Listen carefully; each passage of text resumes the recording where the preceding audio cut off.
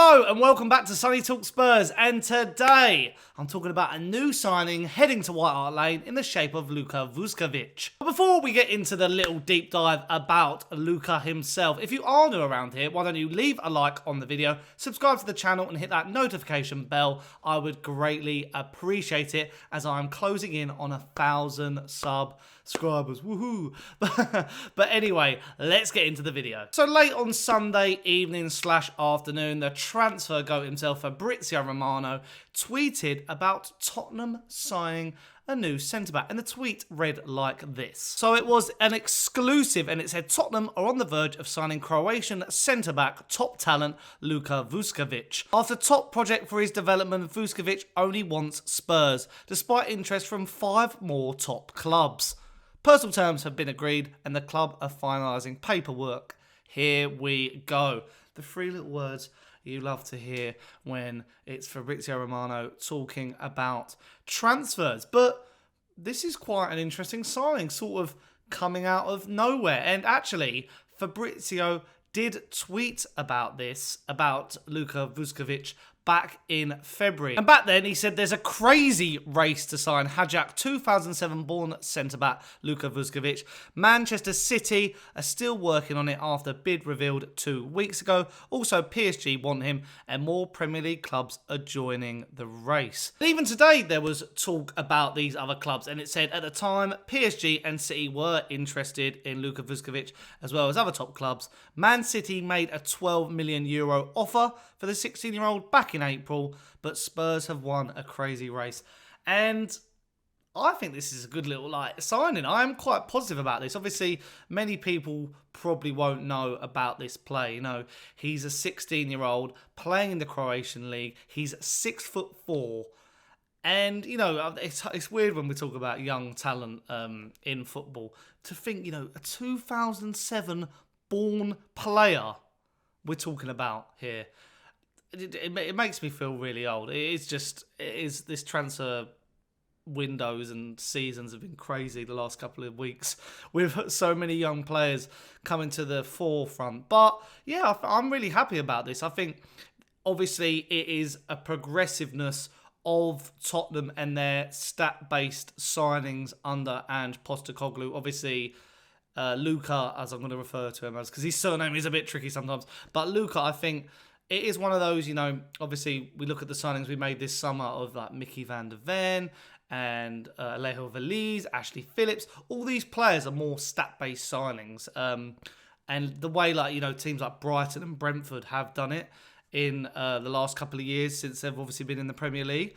And, you know, unearthing these gems before bigger clubs get their hands on them is probably the way to go. And, you know, hopefully that Croatian connection to Tottenham in the form of Luka Modric and Vedran Corluka as well. Hopefully that's had a little bit of a decision in, you know, how he's made his decision to come to the football club. As I go back to, you know, the likes of Liverpool, Chelsea, PSG and City were all linked with him. And he's chosen us. So obviously, you know, the pool of Ange Postecoglou and the project looks very tempting. And maybe those clubs, you know, he may have not got first team football, whereas he won't for us, because I've seen a lot of pieces and articles saying that he won't necessarily sign for Tottenham until he's like 18, actually. So it'll be done, but he'll stay at Split for a couple of more years until his 18th birthday, because he literally only in February turned 16, and he was Split's youngest ever goal scorer. He helped them in their cup run. He only got into their team at the start of the year. So this is a very promising talent we have on our hands in an area we need some fresh blood in, because obviously we go into this season with, you know, Christian Romero, who's looked good, coming on leaps and bounds. Micky van der Ven has, you know, gone into that team like a duck to water. Davinson Sanchez has now left the club. Thank the Lord, he has gone to Galatasaray. And Eric Dyer's future is up in the air. I'm not sure how much we're going to see of him. And obviously we've got Ashley Phillips, who again, 18-year-old, 6'4", new signing. But he'll feature slightly. We obviously haven't got European football this year, so we won't have to worry about you know, too much rotation, but we've got to think about injuries as well, which is what is worrying me a little bit. So reading a piece by the Evening Standard on this deal, they say that given his young age, Vuskovic will remain at Hajduk until he turns 18 to continue his development before arriving in North London. That means his move is projected to take place in the summer of 2025. I mean, I'd take him now. Maybe he could actually feature, but yeah, I understand. I think for his development, it's probably good to keep him at the club. And we know that Croatia is a good breeding ground for, you know, some of the players they've produced over the last 10 to 15 years have been spectacular. And this is part of their new generation of players. So I'm really happy about it. Obviously, we won't probably see him. I'll probably now pay more attention to the Croatian league. But yeah, I think it's a good signing. I like this stat-based vision by Tottenham. I feel like it's better than what we have done. You know, the way I see it is we're below everyone when it comes to, you know, I don't expect Tottenham to always be competing for the same players as Chelsea, Arsenal, City, Liverpool and United. I can't see it happening now because we probably won't offer the money, and also we don't have the same pull with some of those teams. So maybe going down this avenue might be easier, because maybe when it comes to us competing with, say, a Brentford or Brighton, maybe we have more of a dog in the fight, especially like we saw this summer.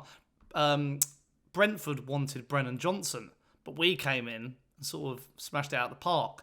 So that's where, you know, I believe that this philosophy is good, especially with Ange as the manager, because he will be good at developing young players. And also the fee is quite respectable. It's about £12 million, you know, slightly more than what City were offering, but you know, with City, it's like he would never feature. You just know he would never feature. They've literally gone and signed Gvardiol. So maybe for the Croatian national team in a few years, it'll be Gvardiol and Luka by his side. So yeah, I find it quite interesting. I think this is a good signing. And I wasn't expecting to see the news of that, especially with the whole centre-back dilemma at the club. So little positive and forward thinking for the future. But there we have it. That's my thoughts on the signing. What do you make of it? Do you think it's a good move? Do you reckon he should be coming earlier? Do you reckon we should have actually signed a more proven centre-back in the summer transfer window just gone? Let me know all your thoughts in the comments down below. And as I said at the top of the video, if you have enjoyed it, leave a like on the video. It all counts. I want comments. I want likes. Please, as well, could you subscribe to the channel and hit that notification bell? I'm closing in on 1,000 subscribers and would love you to join me on my Tottenham Hotspur or our Tottenham Hotspur journey. And I've been Sonny Talk Spurs, and I'll see you again pretty soon. And a ciao.